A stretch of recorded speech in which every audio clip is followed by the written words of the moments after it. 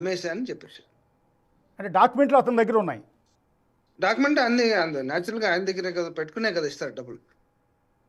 Sir అంటే మణిశర్మ గారు మీరు చెప్తుంటే ఆశ్చర్యంగా ఉంది. ఇంత పెద్ద మ్యూజిక్ డైరెక్టర్ మీరు తెలుగు సినిమా ఇండస్ట్రీలో. నిజంగా చెప్పాలంటే తెలుగు ప్రజలు మీ పాట వినని వాళ్ళు ఎవరు ఉండరు. మీ పాట వినని వాళ్ళు, మీరు తెలియని వాళ్ళు ఉండరు. అంత గొప్ప వ్యక్తి మీరు. మీరు కూడా ఇలాంటి అరాచకవాది కింద బాధితుడిగా పోరాటం చేయలేక కలిసిపోయారు అంటే ఆశ్చర్యంగా ఉంది. అంటే ఎవరైనా ఏమనిపోతారు కదండి. అంటే మన అవసరం అలాంటిది. అవసరానికి ఏదో ఎక్విప్మెంట్ కొనాలని ఏదో తీసుకున్నాను ఆ రోజు. తీసుకుని ఇలా మళ్ళీ రెడీ చేసి ఇచ్చేసిన తర్వాత కూడా లేదు నేను అమ్మేశాను. అది అది ఇవ్వడం కుదరదని చెప్పేసి ప్లెయిన్‌గా. అంటే 2002కే మీరు టాప్ మ్యూజిక్ డైరెక్టర్ కదా సార్. మీరు ఇతని దగ్గర ఎంతో బతిమాలాను. ఎంతో బతిమాలాను. అంటే ఎక్విప్మెంట్ ఎప్పటికప్పుడు అప్డేట్ చేస్తుండాలి స్టూడియోకి. ఏదో అవసరాలొస్తాయి. ఓకే. నేను అలా చేసి కొంతకాలం పోరాడాను. నా వల్ల కాక వదిలేసానండి.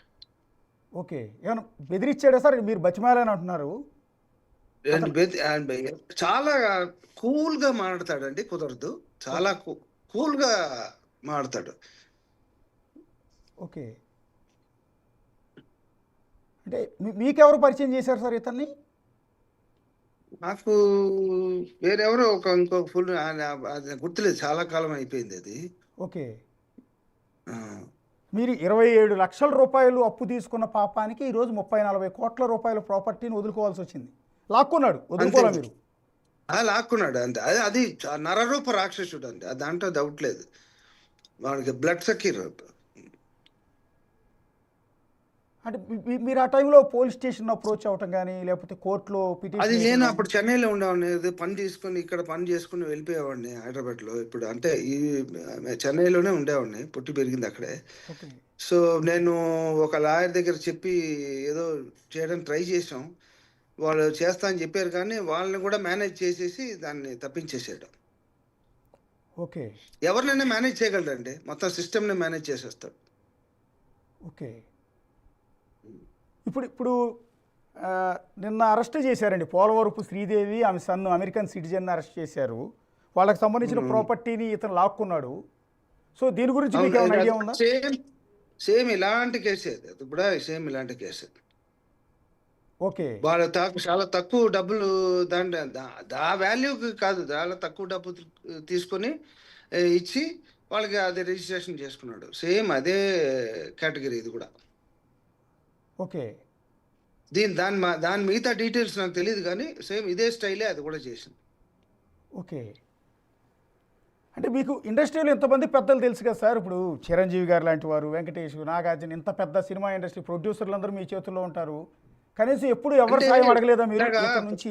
ఇలా నేను ఏమరిపోయిందని కూడా వాళ్ళని అందరినీ ఎలాగ ఇన్వాల్వ్ చేస్తాను. అసలు నార్మల్ గానే ఎవరిని ఏం అడగనండి. నేను ఏదో నా పని నేను చేసుకుపోతుంటాను. ఏదో చేసాం తప్పు, ఇలాగ ఆ రోజు ఇలాగ మోసం చేశాడు అనుకుని వదిలేశాను అండి, అంతే. దాని గురించి ఏం పట్టించుకోలేదు. అంటే ఇప్పుడు మణిశర్మ గారు ఇంత పలుకుబడి ఉన్న మీరే మోసపోయారు, బాధితుడిగా మారారు. ఇంకా సామాన్యుడి పరిస్థితి ఏంటి సార్? హైదరాబాద్లో ఇతను ఎంతో మంది ఆస్తులు 100 కోట్లు లాక్కున్నాడు. సమస్య లేదండి. వాడు ఈజ్ నాట్ గుడ్ పర్సన్ కాదు. వాడు బ్యాడ్ పర్సన్ కి కూడా అర్హత లేదు. వాడు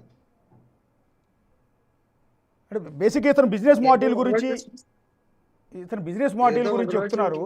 బిఫోర్ దట్ అప్పు ఇస్తాడు, అప్పు ఇచ్చినప్పుడే ఆస్తులు రాయించుకుంటాడు, రిజిస్ట్రేషన్ చేయించేసుకుంటాడు, లేదా జీపీఏ చేయించుకుంటాడు అని. జీపీఏ చేయించుకున్నాడు. దాని తర్వాత మాకు తెలియకుండా రిజిస్ట్రేషన్ కూడా చేసి అమ్మేశాడు కూడా. ఓకే. అది నా కేసులో అయింది అది. సో ఇన్నాళ్ళ తర్వాత మీరు ఓపెన్ అప్ అయ్యారు సార్. ఇంత ముందు వరకు మీరు ఎప్పుడు కూడా ఈ విషయాన్ని బయటికి చెప్పింది లేదు. అది ఏదో మీరెవరో పూనుకున్నారు కాబట్టి నాకు నేను చెప్పుకుంటున్నా. లేకపోతే అది కూడా చెప్పుకునేవాడిని కాదు.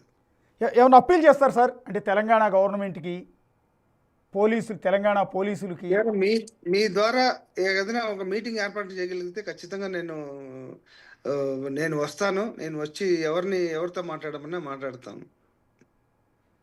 అంటే ఇతనికి పోలీసుల సపోర్ట్ కూడా క్లియర్గా ఉన్నట్టుంది కదా సార్. అంటే పోలీసులు సివిల్ కేసుల్లో దూరి బాధితులను తీసుకెళ్లి లోపల పంపించేస్తున్నారు జైల్లో. లేకపోతే చేయలేరు కదండి. ఓకే. అంటే ఇప్పుడు మొన్న ఈ కేసుకి అయితే మనం ఆ వీడియోలో చూస్తుంటే ఆ పోలీసులు కూడా ఉన్నారు అక్కడ. అంటే వాళ్ళు ఏమిటి, మంచి ఏటి చెడు ఏంటి, ఇప్పుడు పేపర్లు ఎవరున్నాయి, పేపర్లు ఎవరివి లేవు, వీళ్ళ దగ్గర ఉన్నాయి పేపర్స్, వీడు మ్యూటేషన్ కూడా చేసుకున్న పేపర్స్ ఉన్నాయి వీళ్ళ దగ్గర అని వాళ్ళు అంటున్నారు. ఏదైతే చూడాలి కదా, యాక్చువల్లీ సివిల్ ఇది క్రిమినల్ మ్యాటర్ కాదు ఇది. అది ఏమిటో చూడకుండా అది ఎలా చేశారో నాకైతే నేను దీని గురించి ఇంకా ఎక్కువ మాట్లాడలేను సార్. దయచేసి ఆ, నన్ను వదిలేసేయండి అంతే, అంతకన్నా నేను చెప్పలేను. Last word sir. మీరు ఆ, సార్ సీఎం రేవంత్ రెడ్డి గారికి కానీ తెలంగాణ డీజీపీ గారికి కానీ ఫైనల్గా ఏమైనా డెఫినెట్ గా చెప్పదలుచుకున్నారా? కండి, ఈయన మాత్రం ఈయన రైట్ పర్సన్ కాదు. ఈయన హైదరాబాద్కే చెడిపోయారండి. ఇతను మన దేశానికే చెడిపోయారు ఇలాంటి వాళ్ళు ఉండడం.